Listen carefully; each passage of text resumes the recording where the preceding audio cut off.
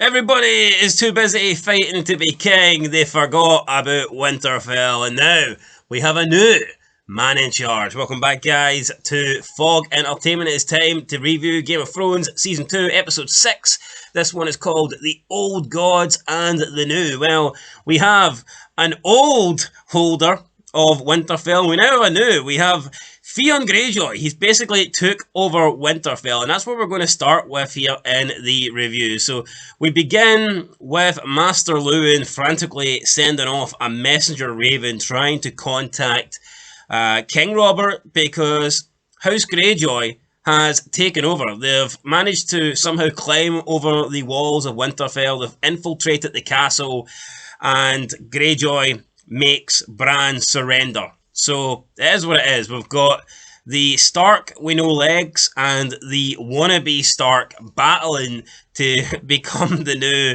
Lord of Winterfell. But, I mean, there is no battle, really. Bran Stark is lying in his bed. He can't walk, he can't move, he can barely get up.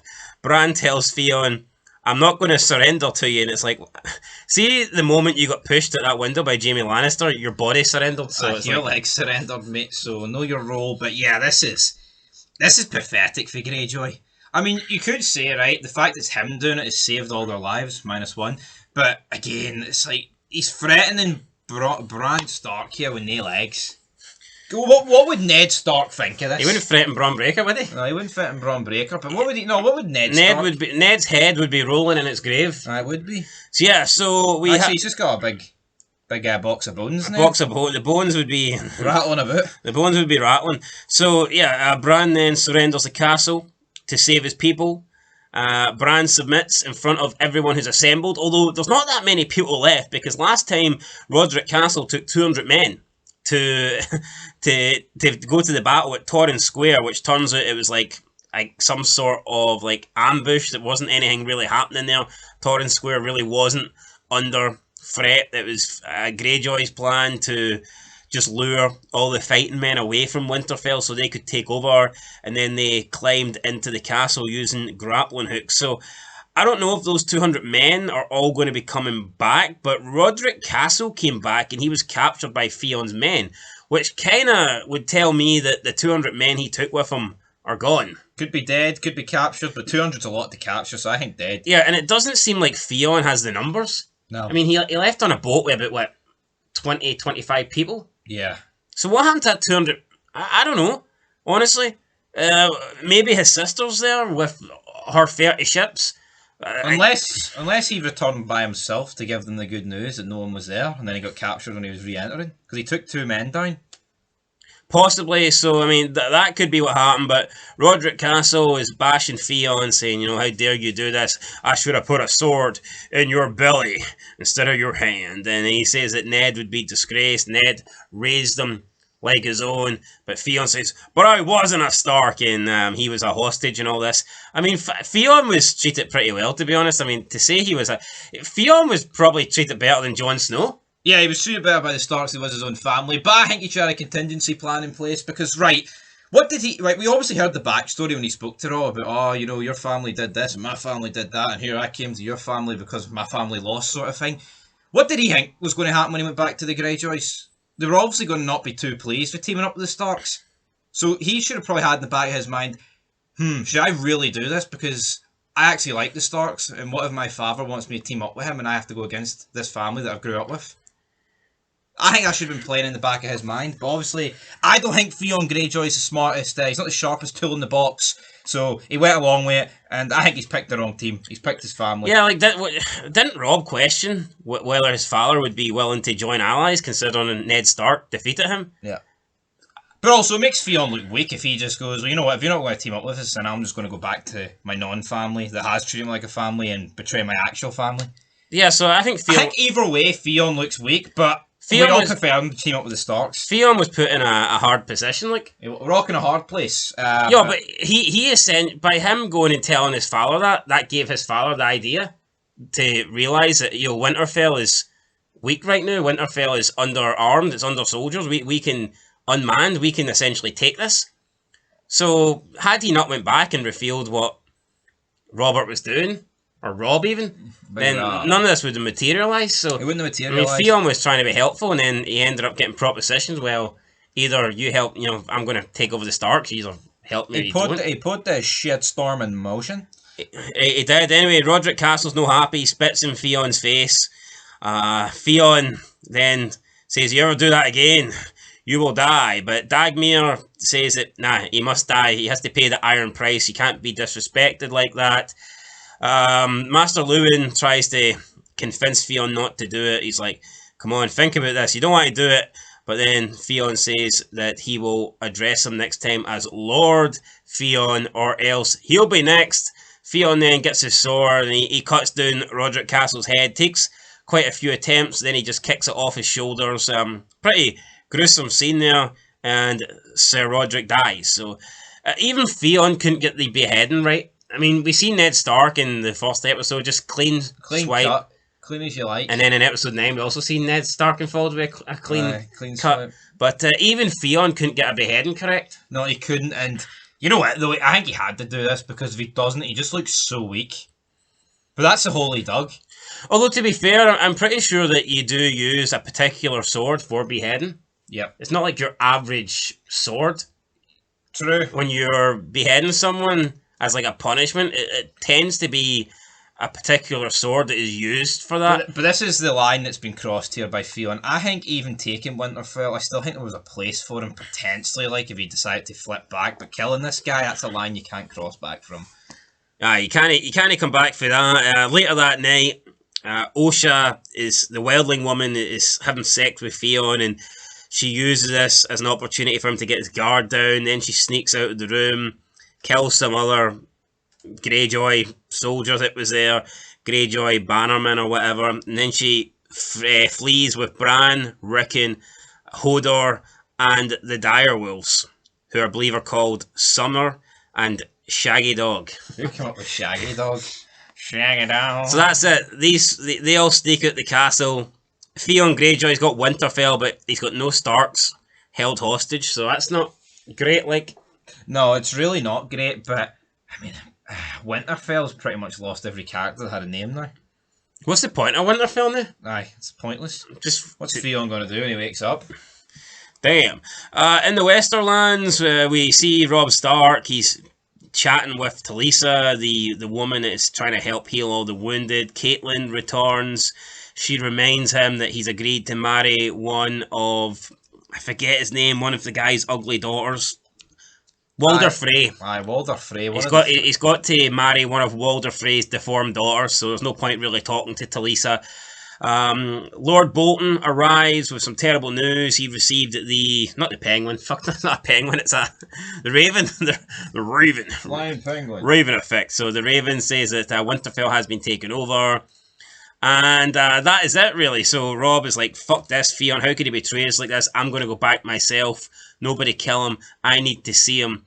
But Roose Bolton says this isn't a good idea. If you go back now, you will have given up all the ground you've made on winning this war. You'll give up all the ground you've made on Tywin Lannister. You can't go back. Roose Bolton then says that he has a bastard son, and he can rally more than enough soldiers up north to go back to Winterfell and take control. So Robb agrees to do that, but he wants Theon alive, and he wants to make sure that the Starks, his little brothers, are safe and not harmed. So yeah, we'll see how that goes. I don't think these 200 men are going to do anything, but again, I get it. They can't lose all the progress they've done just to go back. But then Robb's right. He's like, how can I claim to be king of the north if I'm not even king of my own house? Winterfell. He's right. Could you send a raven to the Night's Watch? I know Jon Snow's not supposed to leave, but fuck it. Can you not send a raven with the ability to missiles? Drop bombs or something? I don't know. Could you not contact Jon Snow and be yo, Jon, go back to Winterfell? See this Westerland army, right? Is there not 30,000 of them? Probably more. Could he not afford to send 2,000 back to make sure they get the job done? I don't think 200's doing anything. True, but that's how many men Roose Bolton has got, so yeah, we'll see if that's enough. Bolton. Although, I mean, I wouldn't say Theon's got that many men. No, he doesn't, but once he gets his sister's crew down there, they will. Yeah, they'll be outnumbered. They've got their 30 ships.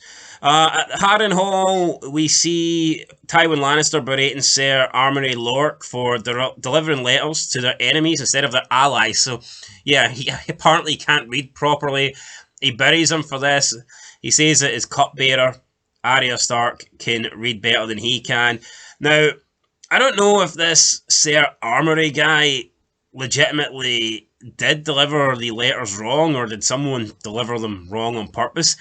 I'm assuming he just cannot read, but like, surely Tywin Lannister would have knew that by now. Yeah, to trust him with something like this. Yeah, because it turns out he delivered a letter to someone who's an ally of the Stark, and then therefore they would know their next move. But I wonder if this was... I thought it was maybe Arya changing the location of the letter, the address of the letter. Because I just can't imagine that Tywin Lannister would have had this guy by his side for this period of time and trusting him to do things, then out of nowhere realising, oh wait, this guy can't fucking read. You want a Lannister, I killed you 20 years ago. Yes. So Littlefinger arrives, he's drinking with Tywin, they're going over Renly Baratheon's assassination, and they're talking about the houses and things like that. Stannis Baratheon and House Tyrell.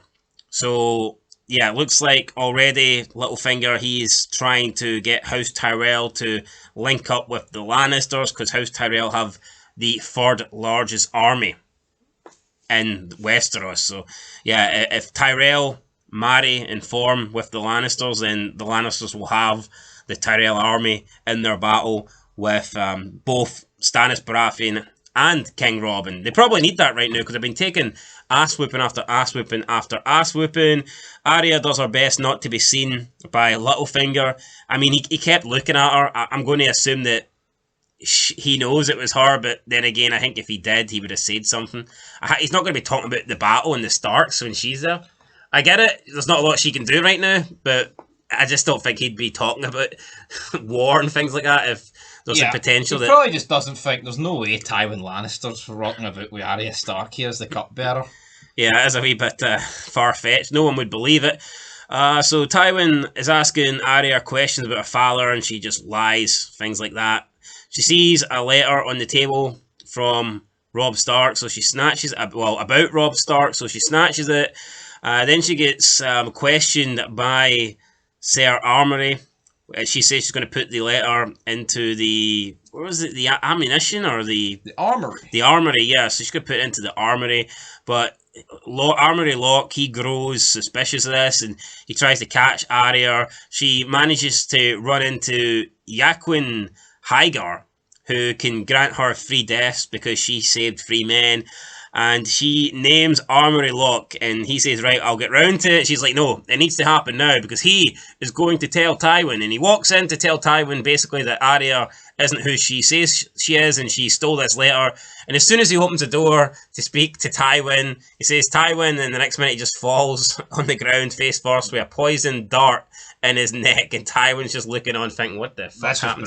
That's probably my favourite scene of season 2. I don't know, it's just something about it that's comical. Tywin's just staring. Why wouldn't Arya, I know she's probably the closest with Tywin in here, but get him to kill Tywin.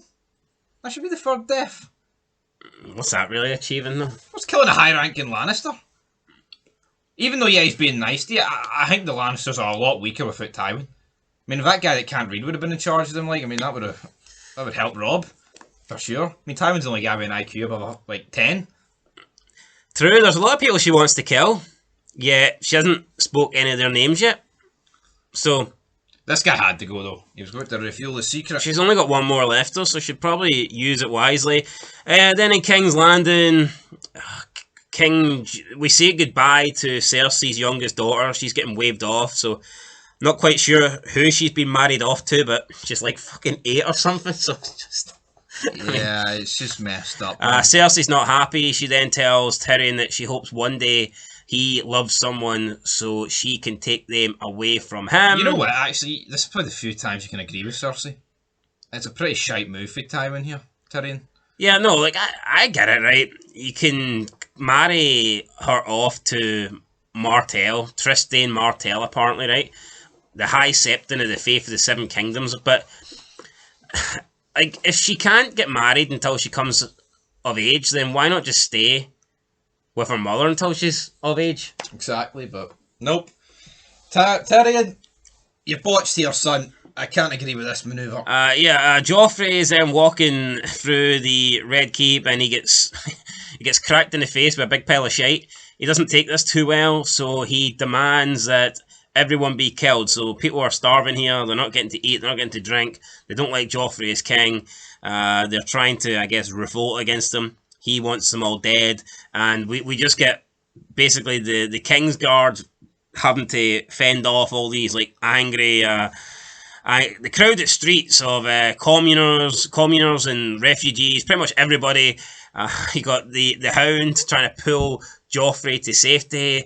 It looks very poor. I know Joffrey's not exactly a grown man, but I mean, he's the king, and the Hound's basically dragging him with one arm to safety. And he's swinging with the other arm, killing people. So they get safe, but Sansa got left behind. Tyrion tells Joffrey, we need to send somebody back out there to save her, but Joffrey doesn't give a shit, so... Tyrion starts... Tyrion, I'm getting them confused. You're slapping the shit, though, out of bloody Joffrey. I like that. Yeah, he says we've had like, what is it, stupid kings, and we've had... No, idiots, and what was the word? It was a pretty good line. We've had idiotic kings, and we've had... reckless kings, was it? So it was something like that. But we've never had a reckless idiot. Aye, that was it. Yeah. Aye, so that was pretty funny, and Joffrey saying, you can't do that to me, but I mean, Tyrion can seem to do whatever he wants. He seems to get away with it, which is pretty crazy. But the Hound, he goes to rescue Sansa on his own, and I guess 3 men were going to, I don't know, kill her, rape her, whatnot, but the Hound just comes in, takes them down, saves her, and then he tells Tyrion that he did not do it for him. So I guess maybe he done it for himself, because the Hound, I guess, has got a little bit of compassion. Had no compassion though when he just killed the butcher's boy for no reason, like, other than the fact that he's got a heart, damn it. Yeah, I guess he's got a bit of a heart. It's better than the mine. Beyond the wall, Jon Snow gets separated from the rest of the Night's Watch after they take down a bunch of wildlings, I believe. He comes across a young woman, Ygritte. He's going to have to kill her because they can't take her hostage, and if they let her go, she'll go back to the rest of her people. But like I said, he gets separated, and then in the end, she tries to escape. He catches her, and not a lot happens really. I think the wall is quickly becoming the worst thing, like the worst story, because they're not involved in the war. They're like, I mean, yeah, Daenerys, right? She's not actually, but she's trying to get involved in the war. Like, but that's pretty much the wall. The whole gimmick of the wall is you kind of lose your life. You kind of like don't become, you're like no longer existing, kind of. Aye. It's cut off from everything else. Yeah, no, I get it. There's like the risk of like White Walkers and they're protecting people for that, but you know, it's like you've got this war going on, man, and then it's just like Jon Snow up here, all these jobbers with like Craster. It's like, oh, come on. I just believe that Jon Snow should be beside Rob's side in this war. Yep. It doesn't make any sense to me. But then if he's not, it's like, then what does the people beyond the wall do? Do they just not get a storyline? Probably not, but like... Bronn Stark will go up there with his no legs. Jon didn't have to go to the wall. His legs couldn't feel the cold, put it that way. Oh, that's true. I mean, Jon, for my knowledge, didn't have to go onto the wall. It was his choice. Yeah. But I think he would have been better off fighting alongside his half-brother, Rob, but yeah, absolutely. Whatever. And then in Quarth, I mean, honestly, not a lot happens in this. Daenerys tries to negotiate with the Spice King for ships, but he ain't having it. No wonder he doesn't agree to this. She's like, oh yeah, I'll do all this when I'm back on the Iron Throne. And she's got no relationships to get back on the Iron Throne. Yeah, that's like me saying, yo, lend me 50 grand and when I become a millionaire, I'll give you 100 back, 100,000. There's no guarantee you're going to become a millionaire, so it's like, why should this guy place all these bets on Daenerys when there's no guarantee she's going to win anything? And then also, like, the episode just ends with a hooded figure taking away the dragon eggs. Is that it? Is that the best we've got to end the episode? She was offered one ship if she slept with someone. Yep. Which she refused, so... And then like, the big black guy's like, I came here to the village and I had nothing. I had nothing. I started from the bottom now. I mean, he said this last episode. Yeah. He's repeating the same pish. But anyway, the episode did end with Daenerys finding her guards. She didn't really seem to care about them, to be honest. She just ran up and looked and realised that her dragons were missing. So yeah, that is it. Daenerys' dragons are gone. Her guards are dead. What happened to Mormont? Where was he? Maybe he's the one that did it. Gerard, well, possibly, but we'll have to wait and see. So, in terms of deaths, Roderick Castle died. Couple of Armory Lork died, and I believe a few people in King's Landing, the Red Keep died, and I mean that was a few Dothraki. Many Dothraki. And that was pretty much it, guys. So, yeah, there you go. No Stannis. Yeah, no real follow up on Renly. Yeah, the only. Well, I mean, Caitlin Stark appeared, but we didn't see her big 8-foot friend, woman. Yeah, she was in the background. Was she? Didn't know so. There you go. Didn't say anything. So yeah, there you go. I mean, it was consistent with season 2. I would say like decent, but not any. The way this started though, like this season, I thought we were going to get like Stannis battling man on the battlefields with like Tywin Lannister, and by the way it's going, it's like fuck, is that even going to happen to season 3? At this rate, I mean, it's going to take Daenerys about to season 6 to find a ship. It's better off just getting a raft. There's a lot of characters, right? There's a lot going on, but at the same time, there's nothing going on. Need to speed up the process here. Yeah, I mean, I would say what they've done is pretty perfect, like in terms of like they've introduced all these groups, but then if you're going for 8 seasons, it's better that you drag out a war like this. Yeah, you know what? More important. I like a slow build. Anyway, yeah, this episode I'm going to get a 6. It was all right. It was decent. I'll get a 6 as well. It was pretty standard. I think 6 out of 10 is a standard episode. I do think season 2's got to improve though. I don't think season 2 can beat season 1 based on what's happened so far. It would take the last 4 episodes to be of the highest quality, in my opinion, to top season 1. No, season 1 had a lot going on. Like season 2's had the death of Renly, but me and you both thought that was awful. So I mean, yeah, Renly's dead. What's one king doing? When will we lose our next king? Who knows? When will someone actually challenge Joffrey to be king? Who knows? That's it. We'll catch you in the next one. Till then, peace.